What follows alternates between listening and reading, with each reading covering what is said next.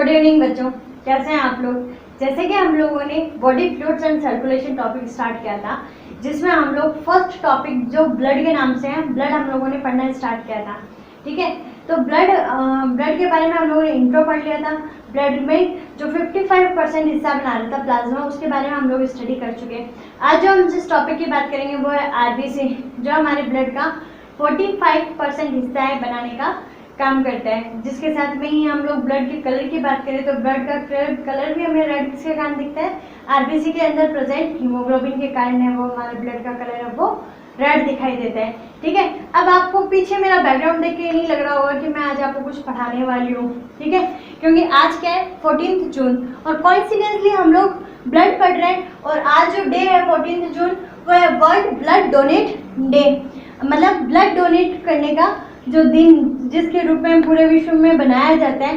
रक्तदान एक महादान के रूप में माना जाता है, जिसमें डोनर को भी फायदा होता है और जो एक्सेप्टर होते हैं उनको भी फायदा होता है। ठीक है, तो आपको ये दिखाई दे रहा होगा कि ब्लड डोनेट वाली जो पॉलीथीन होती है, पॉलीथीन बैग है वो है, और ये ब्लड डोनेट कर रहे हैं। ठीक है, तो यहाँ पे लिखा हुआ है कि यो 1 unit can save 3 lives, means कि आपकी 1 यूनिट है वो तीन लोगों की जिंदगी है वो बचा सकती है। So donate blood and save life. ठीक है, तो आज का ये एक मोटो था, वो मैंने इसी टॉपिक से स्टार्ट करना जरूरी समझा। और आप लोगों ने ब्लड बैंक का नाम तो सुना ही होगा। ठीक है, जहाँ पे ब्लड डोनेट किया जाता है।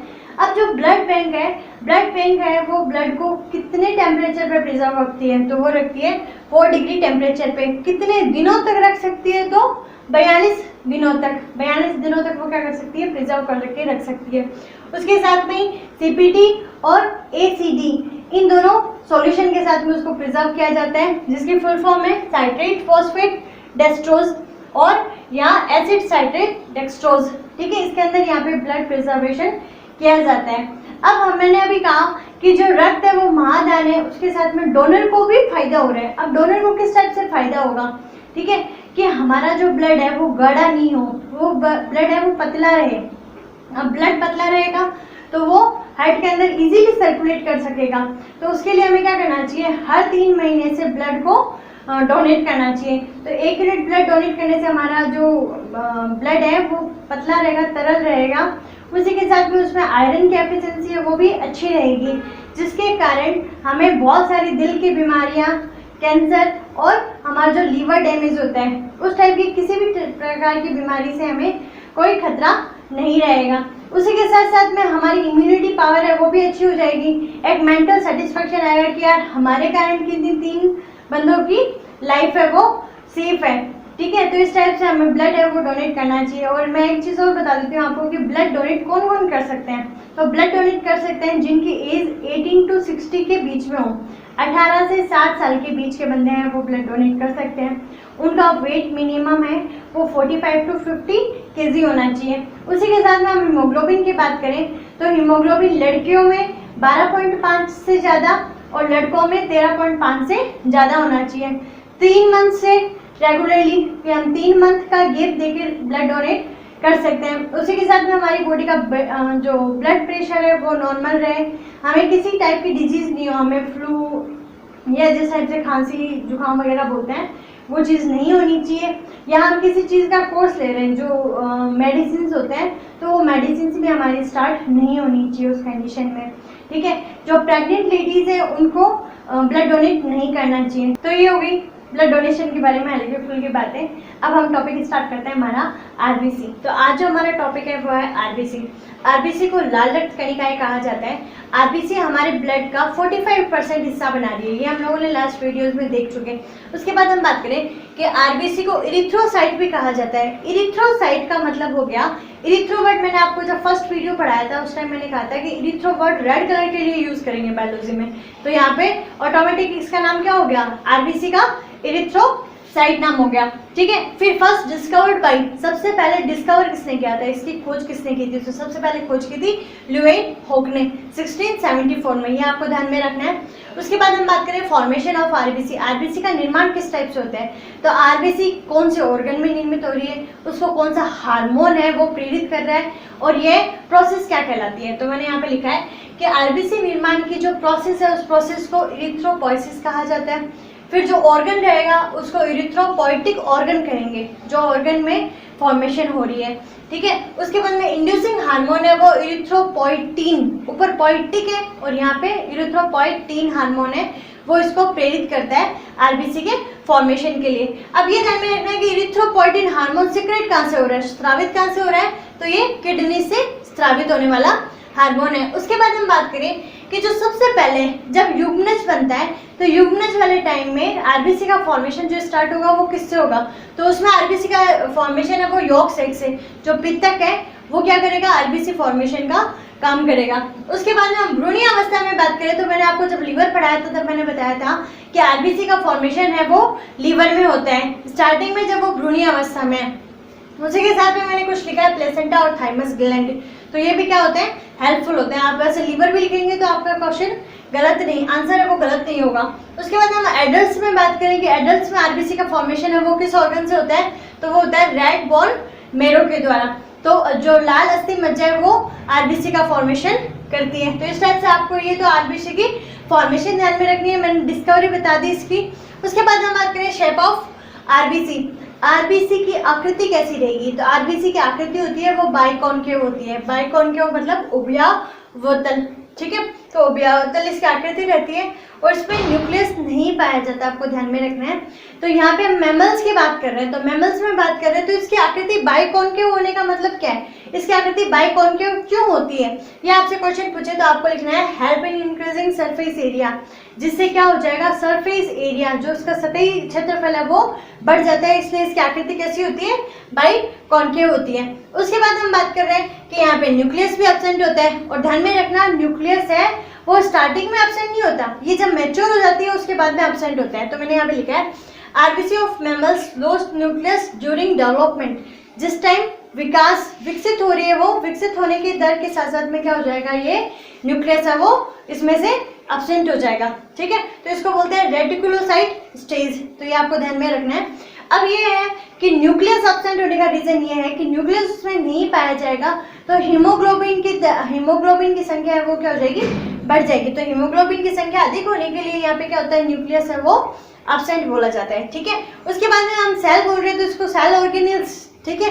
तो इसमें सेल ऑर्गेनेल्स जैसे ईआर है, ठीक है, एंडोप्लाज्मिक रेटिकुलम इसमें नहीं होती, इसमें गोल्जी बॉडी नहीं होती। उसके बाद में यहाँ पे माइटोकॉन्ड्रिया, सेंट्रियोल आदि ऑर्गन्स क्या होंगे, इसमें नहीं पाए जाएंगे, इसके क्या होंगे, एब्सेंट होंगे। अब इसी के साथ में हम लोग कुछ एक्सेप्शन की बात करें, अपवाद की बात करें, तो अपवाद में हम लोग कैमल्स और या लामा, क्योंकि कैमल और लामा है ये भी किस में आएंगे, मैमल्स में आएंगे, लेकिन ये क्या है यहाँ पे एक्सेप्शन है। एक्सेप्शन होने के साथ में क्या है, इनकी आकृति, इनकी जो आरबीसी की आकृति है वो बाइकॉन्केव कॉन्वेक्स है, यहाँ पे बाइकॉन्केव थी और यहाँ पे कैसी है, बाइकॉन्वेक्स, हो गया डिफरेंस। उसके बाद में यहाँ पे जो बाइकॉन्केव बोलते हैं तो हम इसके साथ में इसको वृत्ताकार सर्कुलर भी बोल सकते हैं, लेकिन यहाँ पे कैसे हो जाएगी, ये अंडाकार ओवल शेप्ड, ठीक है। उसके बाद में ये न्यूक्लिएटेड, उनके अंदर क्या पाया जाता है, केंद्रक है वो पाया जाता है। तो यहाँ पे सीधा सीधा क्वेश्चन यही पूछा जाता है कि कैमल्स और लामा में न्यूक्लियस है वो पाया जाता है कि नहीं पाया जाता, ठीक है। उसके बाद हम इसके एंडोस्केलेटन की बात करें, एंडोस्केलेटन का मतलब हो गया अंतःकंकाल, जो आरबीसी का अंतःकंकाल रहेगा वो स्पॉन्जी होगा, ठीक है। स्पॉन्जी होने के साथ साथ में किसका बना हुआ होगा, प्रोटीन, फैट और कोलेस्ट्रॉल का, तो ये आपको ध्यान में रखना है। उसके बाद में हम बात करें मेम्ब्रेन ऑफ आरबीसी, आरबीसी की मेम्ब्रेन क्या कहलाती है, तो डोनेंस आरबीसी मेम्ब्रेन, डोनेंस मेम्ब्रेन है वो आरबीसी की मेम्ब्रेन कहलाती है। फिर हम बात करें कि इसके अंदर माइटोकॉन्ड्रिया एब्सेंट है, ठीक है। माइटोकॉन्ड्रिया एब्सेंट होने के कारण इसमें एनारोबिक रेस्पिरेशन पाया जाएगा। एनारोबिक रेस्पिरेशन का मीन्स हो गया कि इसमें अवायवीय श्वसन पाया जा रहा है। अवायवीय श्वसन में आपको दो चीजें पढ़ाऊंगी, जब मैं प्लांट्स का रेस्पिरेशन आपको पढ़ाऊंगी उस टाइम मैं बात बताऊंगी, एक तो ग्लाइकोलाइसिस और एक क्रेब्स साइकिल।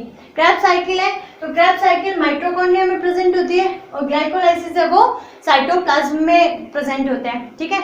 अब साइटोप्लाज्म में माइटोकॉन्ड्रिया की प्रेजेंस होना कोई जरूरी नहीं है, तो ग्लाइकोलाइसिस में तो क्या होगा, यहाँ आरबीसी में एनारोबिक रेस्पिरेशन होगा, लेकिन इसमें क्रैब्स साइकिल है वो नहीं पाई जाएगी। तो ये दोनों नाम है, मैं वहाँ पे आपको डिटेल से स्टडी करवा दूंगी। उसके बाद में हम एंटीजन्स की बात करें, जो प्रतिजन होते हैं, तो प्रतिजन कहाँ पे प्रेजेंट होते हैं, तो प्रतिजन है वो आरबीसी की सतह पे पाए जाते हैं। उसके बाद में हम जो आरएच प्रतिजन बोलते हैं, आरएच होता है जो हमें ये ज्ञात करवाता है कि हमारा ब्लड ग्रुप पॉजिटिव है या नेगेटिव है। आरएच यदि प्रेजेंट है तो क्या होगा, पॉजिटिव, और आरएच नेगेटिव है तो वो क्या होगा, नेगेटिव। तो आरएच एंटीजन है वो भी कहाँ होता है, सरफेस पे ही प्रेजेंट होता है। उसके बाद हम कलर की बात करें तो आपको सबको पता है कि आरबीसी का कलर कैसा होता है, रेड कलर होता है। गलत। यहाँ पे आपको ये ध्यान में रखना है कि आरबीसी, आपको यदि सिंगल आरबीसी के बारे में पूछे, ठीक है, तो सिंगल आरबीसी का कलर लाइट येलो होगा, ठीक है। लेकिन ग्रुप ऑफ आरबीसीज, आरबीसी बहुत सारी आपस में जुड़ जाए, ग्रुप बन जाए, तो उस कंडीशन में आरबीसी का कलर कैसा होगा, रेड कलर होगा। ये काफी बार आपको नीट में क्वेश्चन पूछा जाता है कि सिंगल आरबीसी का कलर है वो कैसा रहेगा। अब कलर है वो किसके कारण होगा, ये मैं आपको रेस्पिरेशन में भी बता चुकी कि यहाँ पे एक रेस्पिरेटरी पिगमेंट होता है जिसका नाम है हीमोग्लोबिन। तो हीमोग्लोबिन है वो आपको यहाँ पे कलर प्रोवाइड करवाने का काम कर रहा है। अब एक आरबीसी है, एक आरबीसी में कितने हीमोग्लोबिन होते हैं, तो यहाँ पे होते हैं 26.5 करोड़ हीमोग्लोबिन है वो प्रेजेंट। तो इसका मोलिकुलर वेट होगा वो होगा 67,200। तो इस टाइप से आपको ये आरबीसी का ध्यान में रखना। हम लोग बात करते हैं हीमोग्लोबिन के बारे में। हीमोग्लोबिन है वो रक्त के रंग को लाल करने का काम करता है। अब हीमोग्लोबिन किन किन घटकों से मिलकर बना हुआ है, तो यहाँ पे स्ट्रक्चर ऑफ हीमोग्लोबिन, हीमोग्लोबिन 2 घटकों से मिलकर बना है। यहाँ पे हीम प्लस ग्लोबिन, हीम है उसमें आयरन की प्रचुरता पाई जाती है, आयरन पाया जाता है। तो आयरन है वो किस फॉर्म में होगा, Fe+2। ये बहुत बार क्वेश्चन पूछा जाता है कि आयरन किस फॉर्म में पाया जाता है ब्लड में, तो Fe+2। उसके बाद में कितना परसेंट है, सिर्फ 5% है। सबसे ज्यादा इस पे क्या पाया जाता है, ग्लोबिन पाया जाता है 95%। और ग्लोबिन हम लोगों ने पढ़ा था, ग्लोबिन क्या एक प्रोटीन श्रृंखला है।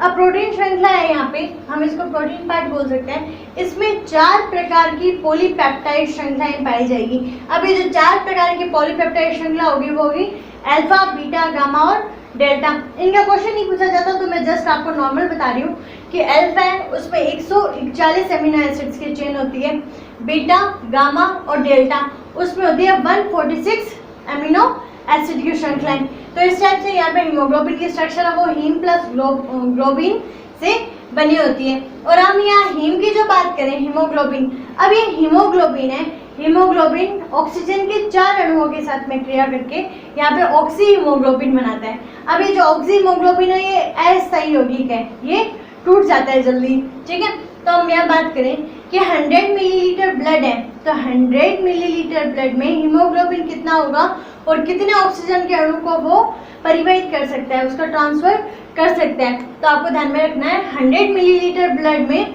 15 ग्राम हीमोग्लोबिन होना आवश्यक है। और उसी के साथ में यहाँ पे ये 15 ग्राम हीमोग्लोबिन है वो 20 मिलीलीटर ऑक्सीजन को ट्रांसपोर्ट करने का काम करते हैं। अब आप यहाँ देखेंगे कि जो आरबीसी है, आरबीसी के मैंने सारे लगभग नोट्स टाइप लिख रखे हैं, ठीक है। तो यहाँ पे कि बहुत छोटे छोटे सारे क्वेश्चंस बने हुए होते हैं, समझाने की कोशिश की है, तो आप थोड़ा सा देख लीजिएगा। फिर हम बात करें size of RBC. Size of RBC की बात करें तो ह्यूमंस पढ़ रहे हैं हम लोग, मैमल्स पढ़ रहे हैं, तो मैमल्स में ह्यूमन की है तो ह्यूमन की साइज रहेगी 7.5 म्यू। उसी के साथ हम बात करेंगे सबसे ज़्यादा लार्जेस्ट आरबीसी किसकी होगी, सबसे बड़ी आरबीसी किस जानवर की होगी, तो वो होगी एम्फियोमा। एम्फियोमा है वो एम्फीबिया, नाम कॉमन है दोनों के। एम्फियोमा एम्फीबिया वर्ग का सदस्य है, फाइलम का सदस्य है, जिसका कितना होगा 75 to 80 म्यू इसकी साइज रहेगी, ठीक है। उसके बाद हम बात करें यहाँ पे स्मॉलेस्ट आरबीसी की, तो स्मॉलेस्ट आरबीसी है वो मस्क डियर की होती है जो होगी 2.5 म्यू, और मस्क डियर है वो मेमेलिया में आएगा।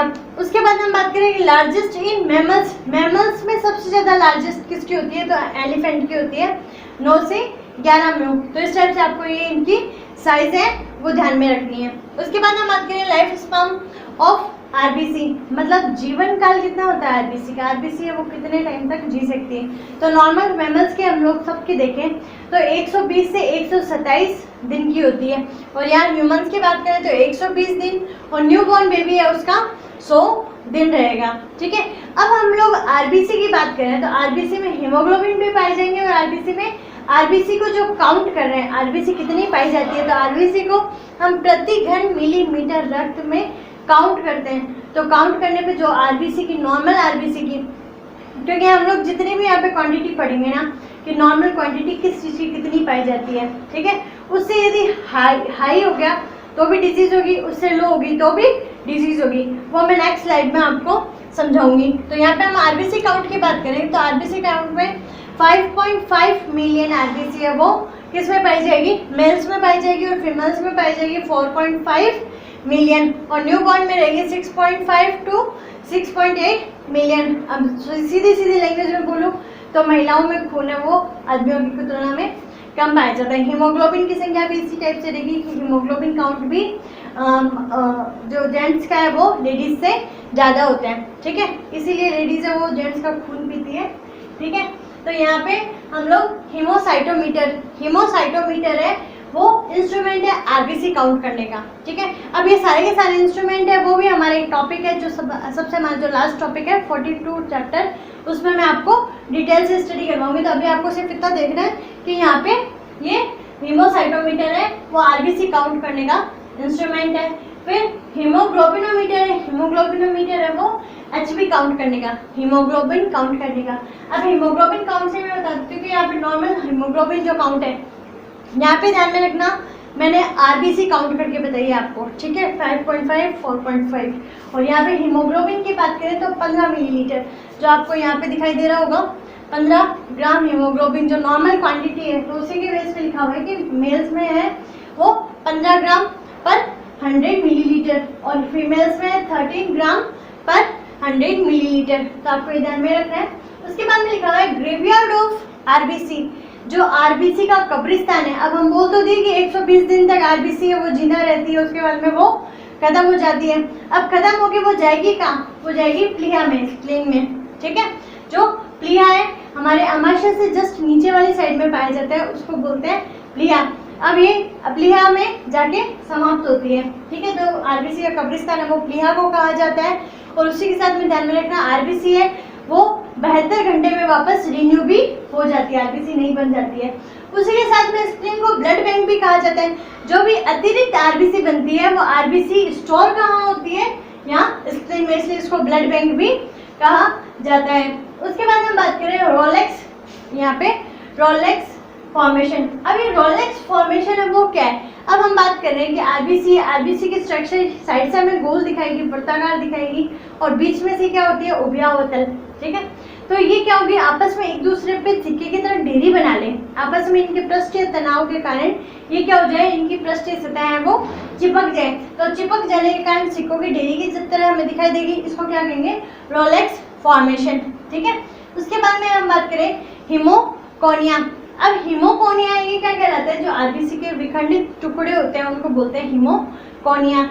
उसके बाद हम बात करें कि यदि आरबीसी के साइज में किसी भी टाइप का कोई चेंजेस आता है, जो आरबीसी के साइज मैंने यहाँ कही है 7.5 म्यू, ठीक है। उससे पहले मैं आपको एक बात बता देती हूँ कि आरबीसी की मैच्योरेशन को, उसके परिपक्वता को जो इफेक्ट करने वाले यौगिक है वो कौन से हैं, यहाँ विटामिन B2 और फॉलिक एसिड। जब मैं आपको विटामिन पढ़ा रही थी तब मैंने आपको समझाया था ये बात कि विटामिन B2 और फॉलिक एसिड है वो क्या आते हैं, हमारे ब्लड के लिए आवश्यक है, ठीक है।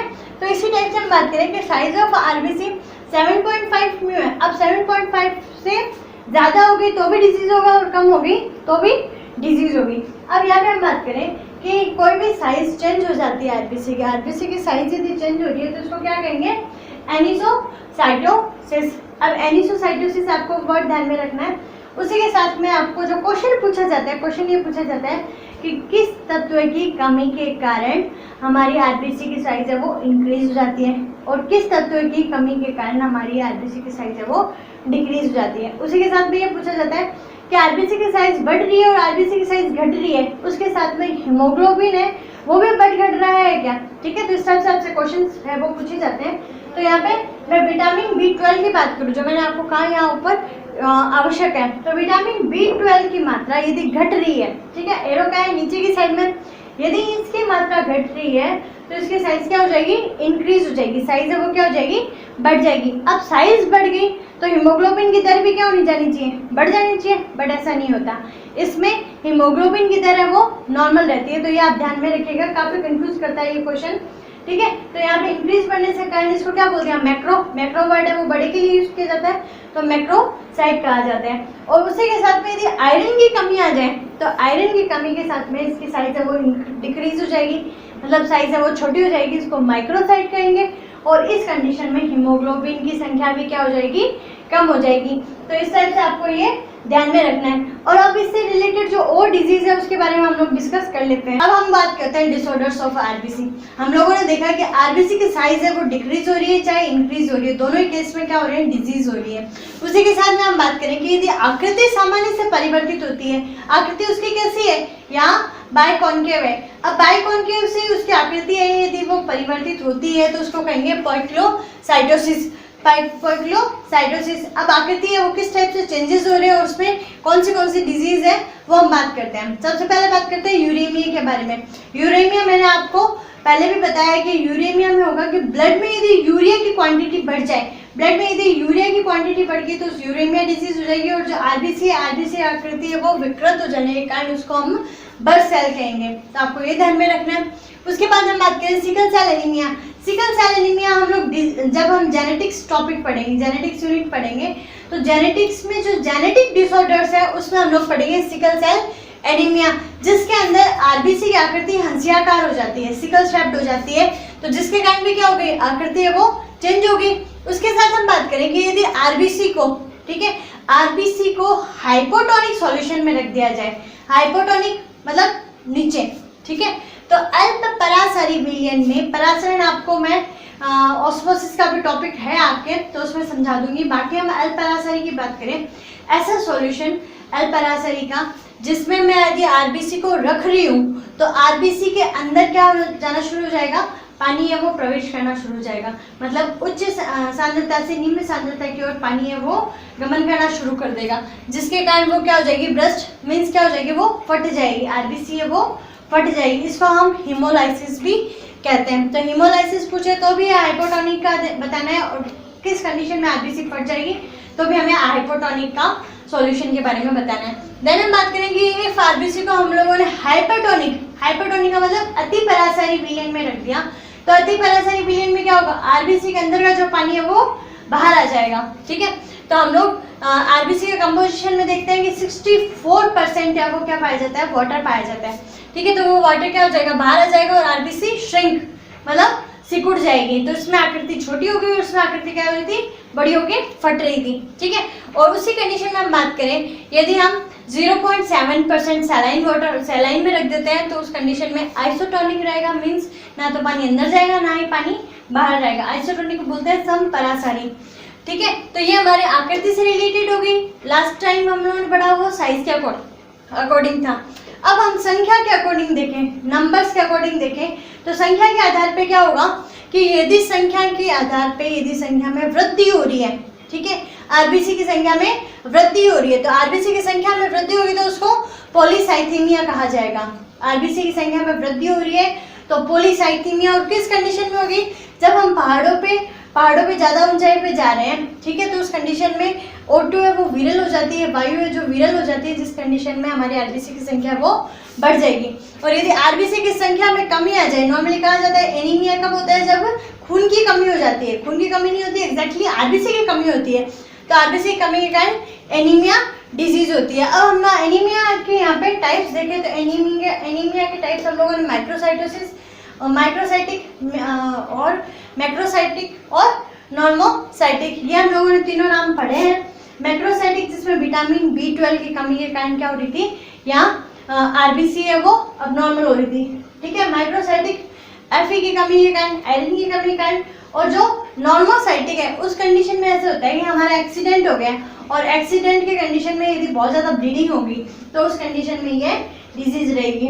तो इस टाइप से आप लोग जो आरबीसी है वो आप कंप्लीट कर लीजिए। मैं जल्दी आपको सारी वीडियोस है वो इस चैप्टर के प्रोवाइड कराने की कोशिश करूंगी। तो खुश रहिए, मुस्कुराते रहिए और घर पे सुरक्षित रहिए। Thank you.